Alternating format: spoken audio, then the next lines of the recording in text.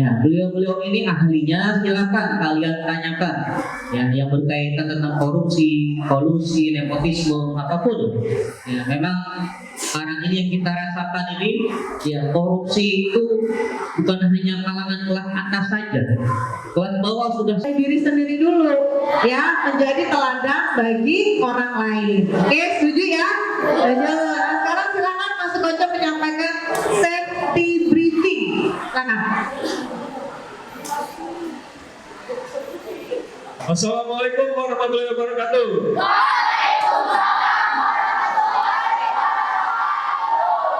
Semangat pagi. Halo. Hai. Halo, hai. Mantap. Jadi, tepuk tangan buat kalian semua. Jadi sebelum kita melakukan penyuluhan hukum, saya akan memberikan safety briefing terlebih dahulu. Di mana safety briefing itu adalah prosedural untuk keselamatan, ya. Jadi ruangan kita ini setelah kami cek, kita berada di lantai 2 yang bernama musola. Ruangan ini terdapat 1 pintu dan 9 jendela. 1 area rumah tangga ada di sebelah kanan kita, ya. Ada 2 potensi kemungkinan yang dapat terjadi, yaitu yang pertama kebakaran, yang kedua gempa bumi. Jika terjadi kebakaran, yang pertama kalian jangan panik, tetap tenang, terus jalan menuju keluar menunduk, hindari dari kepulan asap. Tisu atau sabun tangan yang kalian miliki basahi dengan air, tutup mulut kalian supaya tidak terhirup gas beracun. Setelah itu kalian bergegas menuju area titik kumpul yang ada di lapangan. Tetap tenang dan setelah itu hubungi pihak berwajib, yaitu pihak kepolisian dan pemadam kebakaran. Jika terjadi gempa bumi, yang harus kalian lakukan yaitu yang pertama juga jangan panik dan tetap tenang. Tundukkan kepala kalian, lindungi kepala kalian dengan tangan. Cari tempat yang aman, contohnya di bawah meja, di kolong meja atau di bawah meja, di bawah bangku. Hindari atau jauhkan area-area yang dekat dengan jendela atau kaca. Lari ke tengah, setelah gempa selesai, lalu bergegaslah menuju area tangga dan menuju titik kumpul. Jangan berebut keluarnya, yaitu satu persatu, tetap dengan tenang. Oke, demikianlah safety briefing kita kali ini. Tetap semangat, semangat pagi. Luar biasa. Pokoknya dampak masif korupsi. Kalau tadi Kak Wahyu sudah menjelaskan nilai-nilai integritas, terus disambung oleh Kak Yulia tadi apa? Ayo siapa yang tahu apa? Pengertian korupsi. Nah, itu kan satu keterkaitan tuh dari nilai-nilai integritas, terus pengertian korupsi dan dampak korupsi. Apa sih dampaknya kalau kita mau tahu? Kan korupsinya di sana, bukan di kita, gitu. Kan di anggota DPR. Tapi merugikan kita. Merugikan kita. Terus selain itu apa? Kita. Selain itu apa?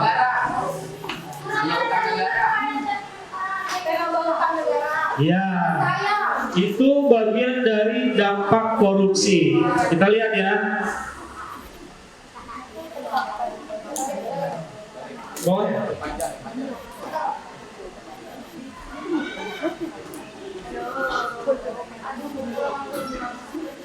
Nah, kita lihat potensi Indonesia. Potensi Indonesia itu memiliki posisi strategis.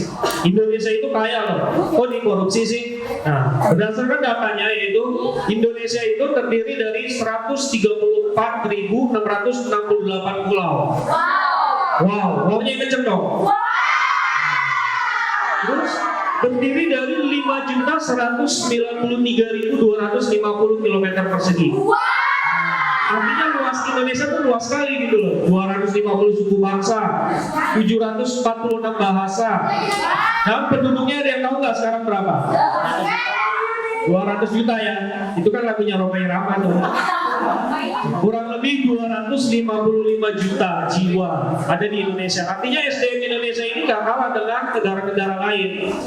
Terus Indonesia juga masuk kategori 25 negara penghasil minyak bumi. Mereka itu buat anak cucu kita, buat kalian-kalian nih generasi muda nih nantinya. Terus urutan 8 produksi gas alam. gas alam kita melimpah ruah gitu. Jadi kita kalau kekurangan gas nggak mungkin. Terus urutan 7 potensi emas. Emas di Indonesia itu salah satu emas terbaik di dunia. Emas siapa? Diproduksi oleh Freeport, PT Antam. Terus banyak juga, ada 250 sampai dengan 300 ribu spesies tumbuh-tumbuhan di Indonesia. Dan ini yang mengagumkan lagi nih, 17% dari total satwa di Indonesia ada di Indonesia. Ya. Itu potensi strategis, potensi kekayaan alam dan luas wilayah yang ada di Indonesia. Kalau itu semuanya dikorupsi, kalian menikmati nggak? Kenapa? Padahal kan Indonesia kaya ya. Kalau dipakai terus-terusan akan habis, benar. Tapi kalau dipakainya untuk kepentingan kita semua, nggak apa-apa. Bermanfaat. Tapi kalau dipakainya hanya untuk segelintir orang, itu yang berbahaya. Itulah salah satu dampak masif korupsi. Lagi. Nah, dampak ekonomi. Yang pertama, kalau tadi kekayaan alam kita dikeruk, tapi nggak masuk atau nggak kita yang memakainya, bukan kita yang menggunakannya, hanya segelintir orang. Ini dampaknya. Lesunya pertumbuhan ekonomi dan investasi. Negara lain datang ke Indonesia untuk investasi itu mereka takut. Perusahaan-perusahaan di luar negeri sana mau datang ke Indonesia takut, karena ketika mau menanamkan modalnya di Indonesia pasti akan sulit, uangnya pasti akan dimakan oleh pejabat-pejabat korup, ya. Banyak contoh-contohnya. Terus sehingga penurunan produktivitas, karena nggak ada lagi pabrik-pabrik semua bakalan tutup, nggak ada lagi industri-industri. Karena mereka takut produktivitas turun sehingga rendahnya kualitas barang dan jasa. Jadi kita gunakan barang-barang dan jasa yang tidak berkualitas. Jalan-jalan pada hancur, jembatan tidak dibangun, seperti itu. Terus mau sekolah susah karena kendaraan transportasi tidak terintegrasi, kurang bagus. Terus menurunnya pendapatan negara atau pajak. Sekarang saya mau tanya, di sini tahu nggak kalau kendaraan bermotor itu bayar pajak juga? Ada yang pakai kendaraan bermotor? Ada. Coba tunjuk tangan. Nah, kalau setiap tahun bayar pajak kan? Bayar pajak ya. Terus selain pajak motor apa? Pajak bumi dan bangunan, pajak penghasilan. Kalau kita makan di restoran, itu bayar nggak? Bayar. Semua itu adalah pendapatan negara, belanja negara, pendapatan dulu baru untuk belanja. Tapi kalau itu dikorup gimana? Contoh kasusnya yang siapa petugas pajak yang menyelewengkan dana siapa? Gayus Tambunan dan beberapa ada lagi yang saya lupa. Nah itu contohnya. Jadi kita yang bayar pajak, tapi pajaknya itu bukan untuk kita juga. Buktinya tidak ada. Kita tidak mendapatkan feedbacknya, tapi kita disuruh bayar pajak. Kalau nggak bayar pajak didenda, motornya nggak bisa jalan. Rumah PBB bayar pajak, terus makan di restoran bayar, ya. Nah itu dia, makanya jadi timbulnya pajak itu bukan untuk ke kita. Nah terus sehingga akibatnya hutang negara meningkat karena untuk pembiayaan pendapat belanja negara, pembelian baju kalian nih kan sekarang ada dana bos seperti itu ya, terus pembangunan sekolah dan sebagainya jalan, itu kan dari sumbernya salah satunya dari pajak selain dari kekayaan tadi. Nah kalau itu dikorup gimana? Gawat kan? Gawat nggak? Nah, terus dampak sosial dan kemiskinan. Nah, karena tadi semuanya dikorupsi, sehingga harga-harga itu mahal, pelayanan publik tidak baik, di jalannya lubang nggak dibenerin, karena nggak ada dananya sudah masuk ke kantong-kantong pejabat koruptor. Terus kemiskinan lambat. Di Indonesia masih ada kan orang-orang miskin ya? Masih banyak ya. Harusnya itu kan di undang-undang pasal berapa ya yang tahu? Apa? Jadi negara itu menanggung, memberikan penghidupan yang layak, itu undang-undang dasar. Nah, untuk orang-orang miskin, jadi orang miskin dan anak-anak terlantar itu dibiayai oleh negara. Tapi karena dananya dikorup, susah. Terus Terus terbatasnya akses bagi masyarakat miskin. Masyarakat miskin mau sekolah susah, boro-boro mau sekolah dia aja untuk penghidupan yang layak aja sulit gitu. Solidaritas sosial semakin langka karena hidup ini akan semakin sulit. Hidup susah, jadi kita nggak usah solidaritas, kita pentingin diri sendiri akhirnya. Kita dengan teman, dengan tetangga, dengan orang lain, semuanya kita nggak mementingkan itu. Jadi untuk diri sendiri aja, gitu, untuk penghidupan diri sendiri. Terus demoralisasi, tahu nggak demoralisasi itu apa? Ada yang tahu? Kak Wahyu tahu demoralisasi? Iya.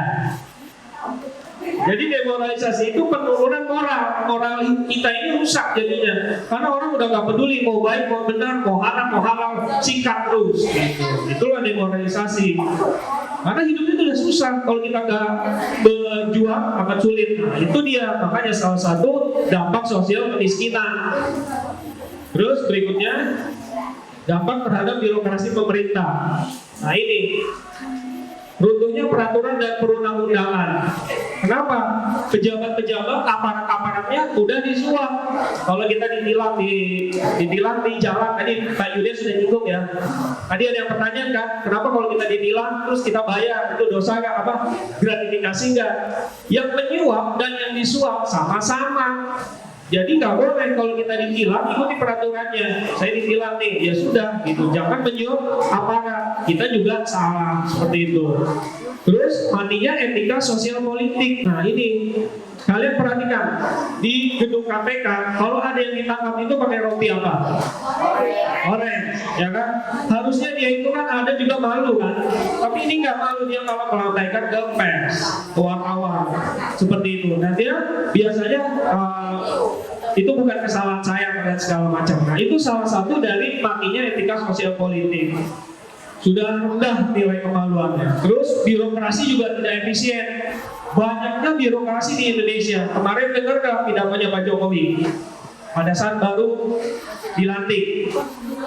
Apa? Ayo, kalian ini harus peka juga terhadap situasi yang ada. Karena kalian ini generasi muda nih. Nanti sebentar lagi kuliah jadi terus membuka lapangan kerja. Karena itu ada calon-calon pemimpin. Jadi salah satunya pemangkasan birokrasi. Karena di kita itu banyaknya meja-meja. Mau urus izin apa, izin usaha. Meja 1, meja 2, meja 3, meja 4, meja 5. Itu menghambat investasi. Ngerti ya? Tahu ya? Nah itu pemangkasan itulah yang diinginkan oleh Pak Jokowi. Untuk mengurangi dampak korupsi. Terus dampak terhadap politik dan demokrasi. Nah ini hilangnya kepercayaan publik pada demokrasi. Sayangnya kita nggak percaya sama demokrasi. Udahlah kalau gitu apa-apa kita main hakim sendiri atau kita menyalahkan sendiri gitu. Karena demokrasi sistemnya itu sudah rusak sehingga kita tidak percaya. Terus hancurnya kedaulatan rakyat dan menguatnya plutokrasi. Tahu nggak plutokrasi apa? Jadi plutokrasi itu bos-bos perusahaan itu sudah dekat dengan petinggi-petinggi, contohnya petinggi-petinggi di Republik ini, sehingga timbullah KKR. Saya umpamanya bos perusahaan apa? Pak Wahyu pejabat publiknya. Ya, saya mau mengembangkan usaha baru. Pak Wahyu tolong dong nih loloskan usaha saya. Habis kamu belum siap syarat-syaratnya belum memenuhi. Udahlah nggak apa-apa Pak Wahyu, ini Pak Wahyu buat Pak Wahyu nanti fee-nya. Disogok, ya. Jadi plutokrasi itu seperti itu. Jadi kedekatan antara pengusaha dengan penguasa. Terus munculnya kepemimpinan korup. Nah itu dia. Akibatnya semuanya itu munculnya kepemimpinan korup. Terus dampak terhadap penegakan hukum. Nah, fungsi pemerintah mandul. Pemerintah nggak bisa apa-apa karena banyaknya anggota-anggotanya yang korup. Padahal Pak Presiden sudah mencatatkan bahwa Indonesia gerak kabinet yang sekarang, kabinet apa? Kabinet apa? Kabinet kerja. Indonesia apa?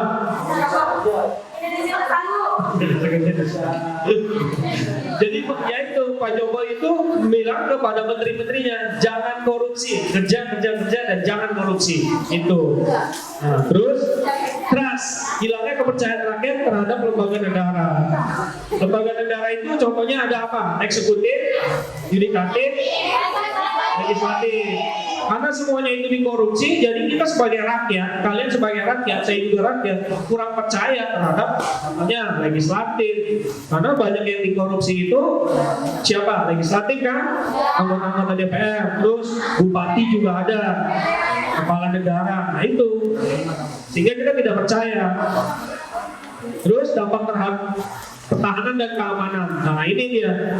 Indonesia kan tadi kan negara maritim, luasnya begitu luas kan, kekayaan alam lautnya juga banyak. Tapi kalau dikorupsi, karena apa? Lemahnya alutsista kita, sehingga kita mengawal dari serangan dari luar itu sulit, karena untuk pembelian alat-alatnya juga dikorupsi. Ada yang tahu kasusnya Bakapla? Radar Bakapla aja dikorupsi gitu. Karena itu untuk radar pendeteksi kalau ada pesawat atau kapal laut datang ke Indonesia yang tanpa izin ilegal. Nah itu dikorupsi, jadi sehingga kita nggak punya alat yang kekinian. Kita kalah, jadi kita dicuri terus. Terus lemahnya garis batas negara dan penguatnya sisi kekerasan dalam masyarakat. Nah ini karena aparatnya juga sudah mulai nakal sehingga mereka tidak mementingkan masyarakatnya. Itulah dampak-dampaknya. Nah yang terakhir nih, dampak terhadap kerusakan lingkungan. Nah tuh, menurunnya kualitas lingkungan dan menurunnya kualitas hidup, kemiskinan. Di bawah garis kemiskinan itu banyak, karena tadi dananya tidak tersalur. Terus perusahaan juga enak sendiri. Kasusnya kebakaran hutan sekarang, tahu? Yang di mana? Kalimantan itu banyak juga yang ilegal. Jadi main bakar dia pembukaan lahan. Itu kan tanpa seizin. Nah, itu salah satu bentuk korupsi juga. Karena itu lahannya lahan pemerintah seperti itu. Nah, siap beraksi? Oke, siap beraksi? Korupsi musuh kita bersama. Mari kita basmi bersama-sama. Oke, kita ngomong sama-sama ya. Korupsi musuh kita bersama. Mari kita basmi bersama-sama. Oke? Saya ngomong siap beraksi.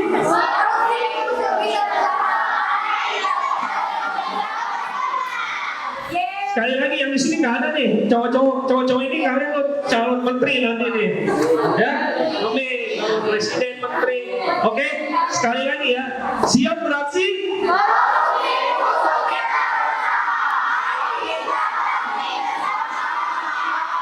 Oke, beri tepuk tangan buat kita semua. Oke, selanjutnya saya serahkan ke Kak Yulia kembali.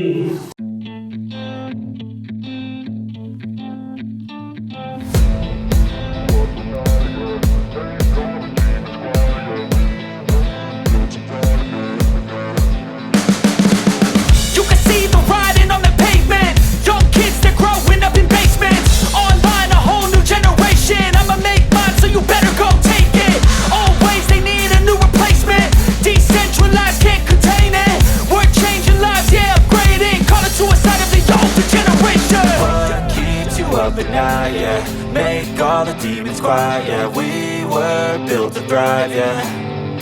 I think that we've all had enough. What keeps you up at night, yeah.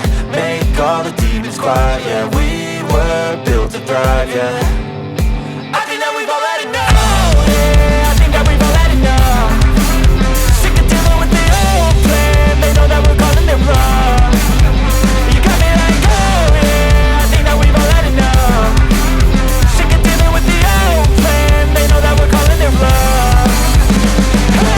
It's too late to try to go contain it. A generation fueled by creation. We live lives on a small screen nation. We control the airwaves, no negotiation. I refuse to think we need saving. Something good will come from creation. And when we think that the world is too anxious, we'll adapt, evolve, survive and save it. What keeps you up at night, yeah. Make all the demons quiet, yeah. We were built to thrive, yeah. I think that we've all had enough. What keeps you up at night, yeah. Make all the demons quiet, yeah. We were built to thrive, yeah. I think that we've all had enough. Yeah, I think that we've all had enough. Sick of dealing with the old plan. They know that we're calling it wrong. You got me